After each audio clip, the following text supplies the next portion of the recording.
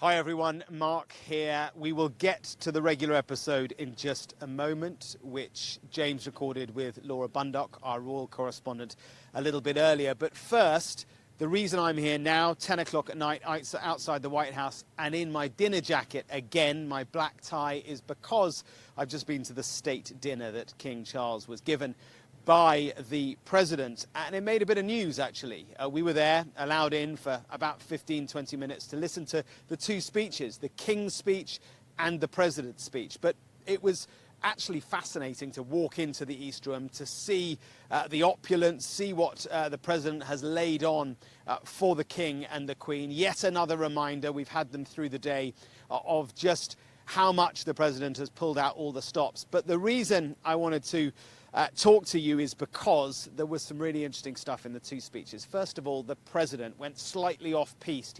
He ad-libbed off script to talk about Iran in a way that maybe was just a little bit awkward for Buckingham Palace, awkward for the king, because he talked about how Iran had been militarily defeated. He said that before. He talked about how Iran can't have a nuclear weapon. He said that before. But then he said, the king agrees with me. The king agrees that Iran can never have a nuclear weapon. Well, he may well agree, but he doesn't comment on that sort of stuff. And so that was the sort of thing that I think was a bit awkward for the king. He didn't react, though. He had his own speech, very funny at times. He said at one point that he reminded everyone that the president says so often, if it wasn't for us Americans, you Brits and Europeans would be speaking German.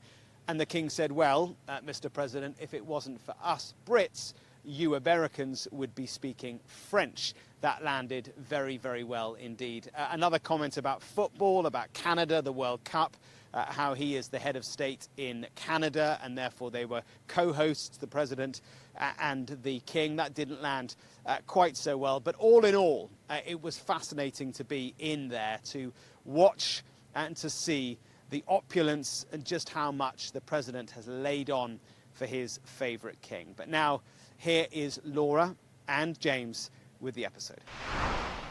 Trump 100, Laura. I'm so sorry. That's not what I've got in my... I wasn't expecting that. That bit isn't scripted. Oh, I see. Sorry. I thought... Okay, right. Okay. How are you, Laura? Okay, let's start again. No, this is good. This is quality content. Look, like the king felt today, deeply honoured to be with you today, James. Oh, well, thank you for saying that, Laura. You've not been a royal correspondent too long, have you? Well, listen, it's great to have you. We see you on the telly all the time. Health correspondent, mostly, but also following the royals. Yeah, royal health royal. Yeah, and you're royal, here to... Royal this week. And we were broadcasting together, live telly, and they wanted us in the same frame, which was great. But of course, so there we are standing, two of us together. I got a text from the boss here. He said, which one's Sonny and which one is Cher? I mean, I found that insulting, actually. I was thinking we look more like an 80s pop duo. I said to you, Dollar. Dollar. David Van Day and Teresa Bazar. Well, I'm not sure about that. That's my vibe more than Sonny and Cher. Yeah. I'm not David Van Day. I'm actually James Matthews in the Trump 100 studio in Washington, D.C. And I'm not that, but I am Laura Bundock, royal correspondent, and I'm very happy to be here. It's great to have you, Laura. There's a few headlines from the King's Day in Washington. Charles, my crush, might be one of those headlines. I love this moment. Donald Trump's mother, Mary McLeod, used to watch him on telly and say, look how beautiful he is. And we saw the king responding to that. It was a great look. Like, they are two men who know each other and they have a long-standing friendship, and that was on full show today. Yeah. The colour, the choreography was on point for the ceremonial part of the King's big day. It got political when he addressed a joint meeting of Congress. It got awkward when we learned of a leaked recording of the UK's ambassador in this town. We'll tell you all about that. Laura, as we record this, the President is hosting quite a glitzy state dinner for the King and Queen at the White House.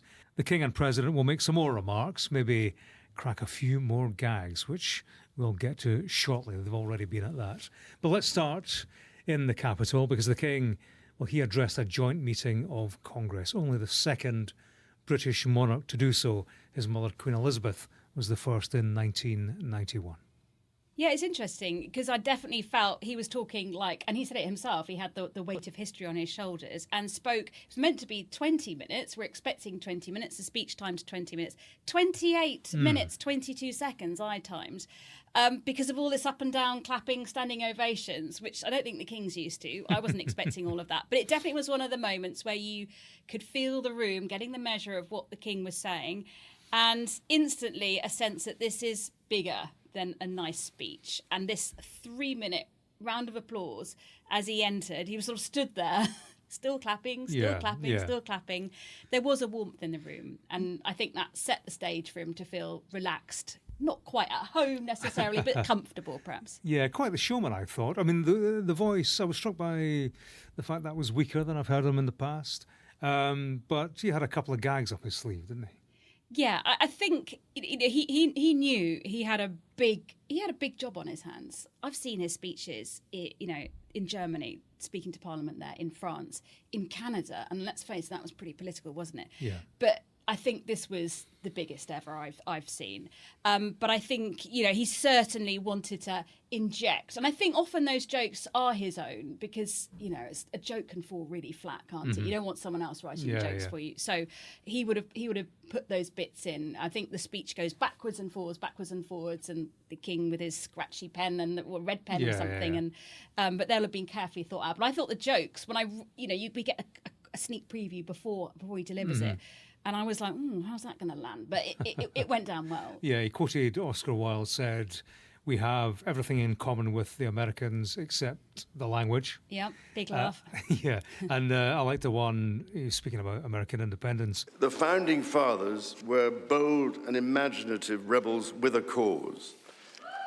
250 years ago, or as we say in the United Kingdom, just the other day,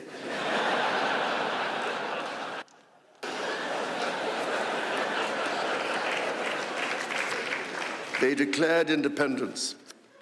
250 years old, or as we say in the UK, just the other day. I love. That is one joke I did laugh at, and I was looking down quite a lot at the King's team, and I could see his private secretary kind of smiling to himself, and I thought, I bet that's one of his lines. He had clearly tweaked the speech, Laura, in the past few days because he referenced the events of Saturday night, the alleged attempted assassination of the president at the White House Correspondents' Dinner. We meet too in the aftermath of the incident not far from this great building that sought to harm the leadership of your nation and to foment wider fear and discord. Let me say with unshakable resolve, such acts of violence will never succeed. And yeah, I think what really struck me was definitely not the humour, although that was very much there. But I think beneath the warmth and the laughs, there was a very serious, political message going on here. Yeah, I thought so. Quite hard-hitting, actually, and very pertinent. Pointed in terms of Donald Trump and his governance of this country. I mean, if you were to draw up a checklist of pressure points, or certainly points of controversy surrounding the Trump presidency, then the King hit many of them. I mean, he spoke about the environment, certainly, but, democracy, for a kick-off, much at issue here. He emphasised the importance and commitment to democracy, spoke about the Congress as a citadel of democracy, created to represent the voice of all American people, to advance sacred rights and freedoms. In a country where the president is seen to be isolationist, the King had this to say, which I thought was interesting. He spoke about the UK-US alliance being one of the most consequential in human history. "I pray with all my heart," he said, "that it will continue to defend our shared values with our partners in Europe and the Commonwealth and across the world, and that we ignore the clarion calls to become ever more inward-looking." I thought that was pointed, and also spoke to the growing distance between the United States and Europe, of course. And, he spoke about defence as well, didn't he? NATO, In the immediate aftermath of 9/11, when NATO invoked Article 5 for the first time, and the United Nations Security Council was united in the face of terror, we answered the call together, as our people have done so for more than a century. NATO really struck me because I thought you saw there in the King's speech delivering this really strong defence of NATO, didn't he? And coming not from the Prime Minister, not even from the Foreign Secretary who was there today, from the King, you know, you see just how tricky it is to strike that balance between I'm head of state, I'm not a politician, I'm not coming here for politics, except also I am because the government sent me and the government wants me to say this to you. Yeah. But having the King as that sort of layer in between the two, and really pushing to the edge his constitutional role, but you can't get involved in the politics. But here he is talking clearly about them, and NATO is such a hot topic at the moment, isn't it? And rubbished, of course, by the president consistently. And you've got the King then drawing, reference to 9/11 and how at that particular moment, we all came together, we all, Article 9 invoked, and all of that. And I think it just made you sit back and look a little bit differently at the whole NATO thing through the prism of Trump versus Starmer. Yeah, every time Donald Trump references NATO and talks about NATO not being there for America, you hear the screams of, well, hang on a minute, Article 5 has been invoked once, and it was when you needed us after 9/11. It's what everybody wants to say to Donald Trump, and today, although Trump wasn't in the actual Congress itself. He wanted to be. Did you hear that? Yeah, but he wasn't allowed to be, was he? No. We should explain, Laura, why Donald Trump wasn't there, despite the fact he did. Don't say we, because I don't know the answer to this. I'm waiting for your answer. I'm quicker on Google than you are. But it's because of the separation of powers, the executive and the legislature. They are kept apart. So the president doesn't attend Congress, apart, of course, from when he makes his State of the Union address. It's a fancy way of saying it's protocol, right? Exactly. Got it in a word. We answered the call together, he said, shoulder to shoulder, through 2 world wars, the Cold War, Afghanistan, and moments that have defined our shared security. And he spoke about, his own military history with the Royal Navy, didn't he? Yeah, and I thought this was particularly pointed, wasn't it? I mean, the King talking about how much, admiration, how highly he regards the Royal Navy. He's Commander-in-Chief, isn't he? But he served in it. His father served in it. His grandfather, his great-grandfather. What's Trump been saying about our Royal Navy? That our aircraft carriers are toys, that they're all broken down. So you've got the King here talking about his massive links to the oldest of our militaries, sending a message to a president who has dodged the draft. And I suppose the message in part is, look, don't give me that. I've been there and done it. Yeah. Don't diss my Royal Navy, thank you, because it's doing its job. Yeah. I mean, there was also this broader tone running through all of this speech, one of inclusiveness. Yeah. Whatever our differences, whatever disagreements we may have, we stand united in our commitment to uphold democracy, to protect all our people from harm, and to salute the courage of those who daily risk their lives in the service of our countries. I think there a real generosity of spirit, valuing people of all faiths. We hear the King talking about, his interfaith sort of dealings, and it's something he's really into. But I think these aren't slogans you think about when you think about the White House. We've, as I said, heard a lot about this in King's speeches before, but the way he wove them into this speech as a shared value rather than a point of confrontation. It did get an applause. It was one of the standing ovation moments. Inclusivity, an issue in the United States under this president, certainly in terms of religious freedoms and, accessibility to the United States for people from people of different faiths. He also made the point about the rule of law, which, again, is an issue, respect for the courts, for the rule of law, in a country where, for many, the president is seen to rule by decree, no matter what is said by the legislature or by the courts.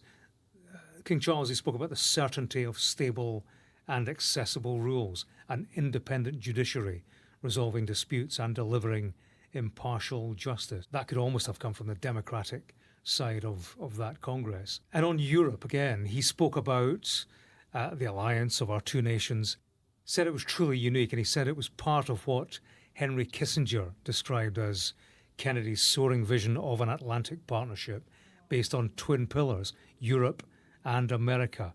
That partnership, he said, is more important today than it has ever been. Again, a message, I think, to a president who sees Europe as distant and not necessarily part of the grand American alliance. One thing I was really struck by, and we knew the King was going to talk about the environment because he always does. He's a massive champion of the environment. Yeah. But when he did start talking about the disaster that is, climate change, ice caps melting and the like, and that was one of the 12 standing ovation moments. I'm going to call it 11 and a half standing ovations because looking in the room, half the people there were sat down, half were standing up. And I mean, I don't know American politics like you do, but someone generously said to me, it is the Democrats who are standing up in support of this. Look at the Republicans. They are the ones firmly sat on their backsides, not wanting to give that moment. And it says a lot, doesn't it? Drill, baby, drill, from their president. And there they are, not wanting to make that a big stand up for the King moment. Now, before the King's headline speech in Congress, the King and the Queen attended what I'm going to say is a very fancy official welcome ceremony at the White House. How did it compare with Buckingham Palace dues? Do you know, that was the big question, because I was talking to journalists there and we were like, is this better than Buckingham Palace? And, we see Buckingham Palace, the balcony, Trooping the Colour, lots of military, lots of colour there as well. But I think because the White House doesn't do this that much, I'm going to say the White House trumps Buckingham Palace on this occasion. Yeah, there was plenty of colour, choreography and all the rest of it.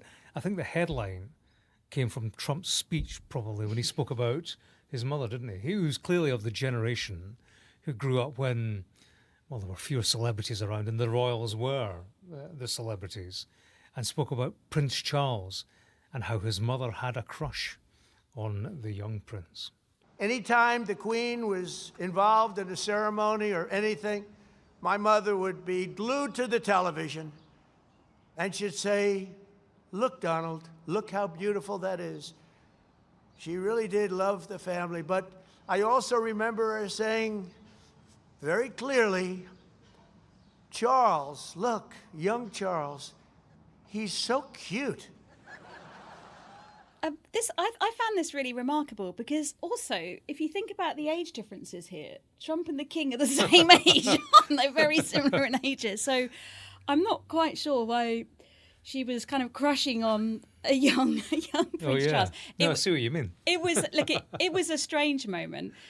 Did it make the King feel uncomfortable? No, because he just had to sit there. He knew he was probably on pins, and it was raining as well. Can we just point out the weather was not particularly nice for them? I've lost count of the number of times someone came and wiped down their seats before they completely covered them over, and then it isn't a very British style of doing things, isn't it? But the King is used to that. But yeah, I think what you saw there is Trump leaning hard into his family history and the family love that he grew up with this huge... We know he's got a long-standing, adoration of British monarchy, and you get a real sense of the roots of that, talking about Mary McLeod, his mum with a slightly weird crush on a small boy. Yeah, and I think it told us that Trump, actually, in relaxed company, when he's comfortable, he's actually quite, an engaging individual. He can be amusing when he is among friends, and he certainly, feels a connection to King Charles. So much so, I don't know if you saw the tweet actually, or the post on X from the White House with a picture of both men and the phrase "two kings." I think that's part of it. Not for the first time, a self-awareness bypass, but I think Trump will enjoy that, being in the presence of a king, and he will feel elevated by it. Photos matter, I think, for Trump much more than they do for the King, although they do for the King as well. And he might kind of pretend he doesn't like the media or can't stand, but he needs the media, well, you've got to be seen to be believed, as his mother told him. And, the monarchy only exists because people will accept the monarchy. And, how do they accept it if they don't see what's going on? Yeah. So there's that funny relationship there. But Trump's far more open about loving those big moments, isn't it? Two kings, though. I mean, we've had a king of America, and that goes back quite a long way. Well, yeah, but as a royal correspondent, do you find that the king, other royals, they do care about image and images used of them. You find that? Oh, I think, yes. So the king and queen, they're older. They're from an older generation as well. But I think if you look at the younger royals, I mean, I'm going to put Harry and Meghan in that category as well. But say William and Kate, the Prince and Princess of Wales, image to them is everything. And they are very, very controlling about their image. But they are so savvy with social media because they're that bit younger that they've got to. It's all out there on their Instagram feed, their social media pages really quickly. They've got a whole team doing that with them. So the king and the queen, I mean, it used to be when he was Prince of Wales, the king, I think, would be, as Prince of Wales, was just grateful if someone turned up to an event. Now they're always there, so it's a sort of different thing for him. Yeah. Something else today, which was casting a shadow, I think, over this trip, was the Epstein survivors. They held a news conference in the morning before, while the White House events were going on. And among them was Sky and Amanda Roberts, who we've spoken to in the past. Now, as we know, they wanted to meet the king, and the request was made to Buckingham Palace. The request was declined. Now, Buckingham Palace say that was because there would be legal difficulty in such a meeting, could impact on investigations or any future legal action. The survivors, they don't buy that argument.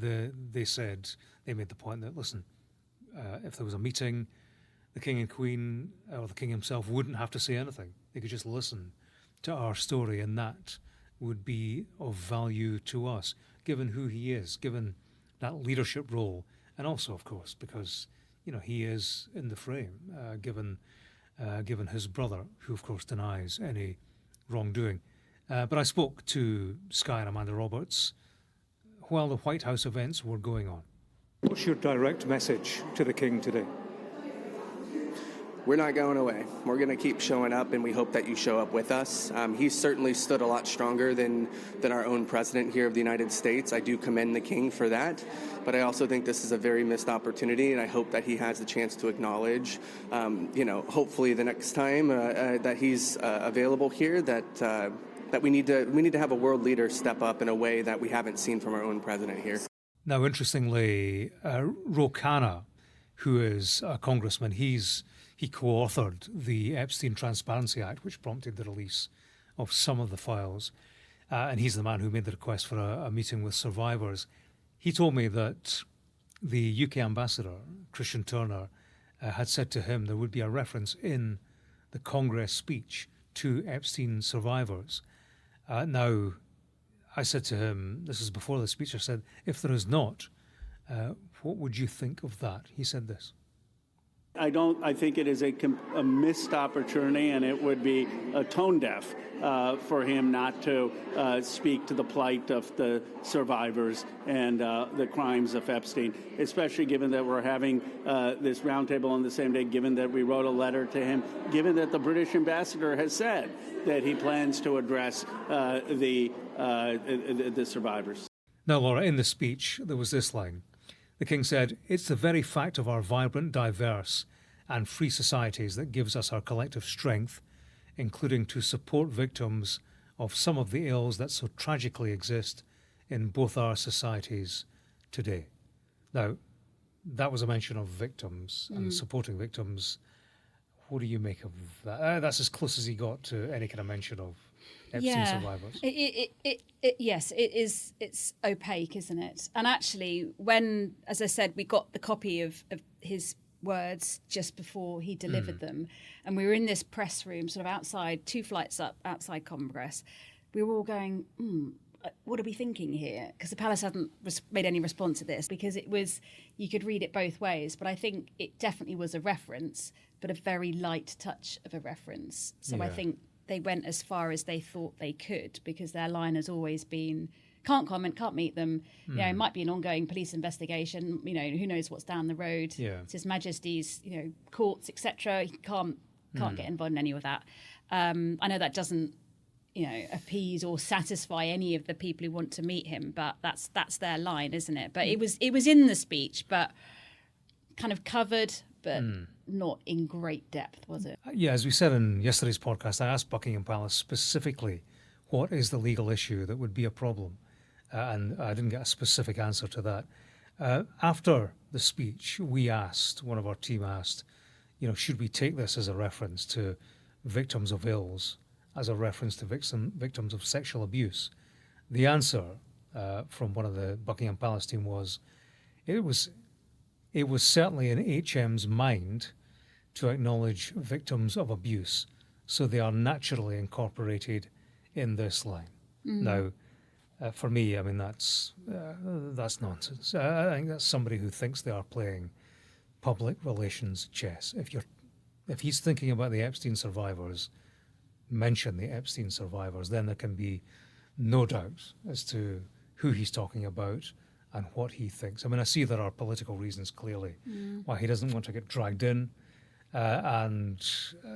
which probably explains why there is this oblique reference to the survivors who have wanted this meeting and didn't get it. But it's not something that will satisfy them. No, it definitely won't. It really, really won't. And I think the other issue is that, are they expecting, is it just the king that should be meeting them when actually, you've got a president here who perhaps has questions to answer as well with all of this? And I think the British side will be thinking, hang on, we're not going to take all the heat from this. If there's going to be a meeting, why don't we do it as a joint meeting, perhaps? I don't know. It is a really, really tricky issue. I think especially for the Queen, because this is one of her massive campaigning areas against victims of abuse and violence. And I saw the British Embassy garden party, 600 guests. I don't say she made a beeline for them, but she definitely included, one-on-one time with some of the campaigners in this area. And that would have been a deliberate move. But they're always subtle moves, James. They are always really, really subtle moves. And I know that is not what a lot of people want to hear or certainly see. And then, of course, we've got this other pretty big, I think, distraction and really bad timing in the middle of this state visit, which, in fact, he actually told us they've been planning for years, months, weeks. You get comments from the UK ambassador to Washington, Sir Christian Turner, and we all know about how he came into the role. He's the man at the King's side. I'm sure it's had a role to play in all the sorts of speeches, the diplomacy here, definitely. A really big moment for him, and making some remarks privately, but, he is an ambassador, diplomacy is his thing, privately to school children back in February, and they have now been released by the Financial Times. I think there is probably one country that has a special relationship with the United States, and that is probably Israel. I think one thing that strikes me in relation to this is that we'd had this briefing at the British Embassy on Sunday before the state visit got underway, and there was very much a sense there that, because everyone was asking about special relationship, we don't use the phrase special relationship anymore.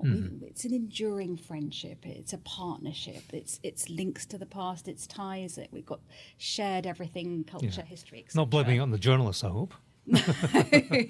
And that I think, it's not a phrase they like, and they definitely won't be liking it now. Obviously, we've had the Foreign Office coming out quickly with a statement. These were private, informal comments, not reflecting government policy as you expect. But I think the real question now is, someone in Westminster has been sat on this for 2 months. Well, timing's everything, isn't it? He also said to the same student audience that he found it extraordinary that nobody in the United States had been touched by the Epstein affair, reference presumably to the fact that no one had been prosecuted. I mean, that's conversations that you and I have in private, and I'm not disagreeing with him, but for that to be aired publicly makes you want to chew your knuckles on a day like today when it's all about restoring the relationship, special or not. It's excruciating, it really is. And I think if Trump was looking for any reason to sort of fall back on his previous position, there it is. And who's created that? The ambassador. It's the last person you'd expect to be saying something so undiplomatic. Even if it was in private, he should have known better. No, Laura, it's been a busy day clearly for Donald Trump, but he's never too busy to target old foes. They include the former FBI director, James Comey, who he's long pursued in terms of trying to nail him, put him in jail. Long-term enemy. He's been indicted today for threats to harm Donald Trump. Now, This is over a photograph of seashells. If I said to you that Comey had organised seashells so that from the air they read 8647, would you know what that meant? No idea what that means. Well, I now Lottery know. numbers? Yes, well, not lucky for James Comey, because 86, when something is taken off the menu in a restaurant, it's 86th. Right? Okay, I've never heard that. Yeah, so the 86 and 47, Donald Trump is Yep. president, number 47. So he's 86ing the 47th president. That essentially is the charge, and that constitutes, in the eyes of the Department of Justice, a threat to cause Donald Trump harm. Can I just talk about the state dinner menu as well? Because that's not going to be 86 right now. Yeah, go on. I can't wait. Go on. Okay, first course. Do you want to guess? We could play a game. Oh, well, it was mozzarella and hazelnuts at the Correspondent's dinner. I take it it's another level. Garden vegetable veloute. Okay, I'm not going to tell you what that means. Second course, do you want to take a guess? This is going to get boring, isn't it? It's a load of courses. Yeah, don't overestimate my knowledge of fine dining. Second course, tinned ravioli. I'm joking. It's special ravioli featuring herbs from the White House garden. Dover sole. You a Dover sole fan? Yes. That feels quite I'd eat British, anything right now, doesn't it? frankly. I know, I'm starving. White House honey in the dessert, of course there is. I knew those Okay. bees Oh, yeah, would from the beehive. find their I way see what back. they did there. And a flourless chocolate gâteau for the gluten-free. Oh, I take my gâteau with flour, thanks. But listen, there's more news. Jimmy Kimmel, do you know who he is? Yes, I do. Yes. You tell us what's going on with Jimmy Kimmel. Okay, so he's the one the First Lady's not very happy about. That's the guy. She wants to get him sacked, the ABC host, yeah. Today, the Federal Communications Commission's directed, Disney to file early license renewal applications for its ABC television stations, citing an ongoing investigation. Yeah, basically Trump's guy is turning the screw on Big time. ABC because of Kimmel's comments about Melania. And if that wasn't enough, the State Department's announced it's dishing out a limited edition US passport design featuring President Donald Trump's face on the inside cover. This is to celebrate the 250th anniversary of independence, all in a Washington day, Laura. Well, he did say he's the king, didn't he? And the king gets to be on King can do what he passports, wants. doesn't he? Okay. I don't know how you keep up, James. You're busy, right? Well, in terms of keeping up with kings, you are, now tell me, is it 3 a.m. flight tomorrow to New York? No one likes moaning journalists, but okay. Just give me this. We have to leave at 3 a.m. tomorrow morning. So I'm getting up. It starts with a 2 and I'm getting up. A day in New York. Big day in New York for King and Queen. And then we return midnight tomorrow. Wow. It's a day trip to New York. So you're, what, kind of on a bus, back of the plane, following the royals? Is that how it works? No, there's no royal plane this time. No. Oh, well, listen, I'm going to see you in New York. We're actually getting the 7:25 train. Yes, I think we should have done that in from hindsight. Washington, D.C. Yeah, thanks for the intel on that one. But I will look forward to seeing you in New York. Yeah, great stuff. It's been great to see you here. Thank you very much indeed. Thank Laura, you. You Thank enjoyed you. Trump 100? Love it. I Your love debut. it. You must come back. Thank you. Do get in touch with us at the usual place, trump100@sky.uk. That's the email address if you have any questions or comments. Thanks very much for listening and for watching. Cheers, Laura, and all the best.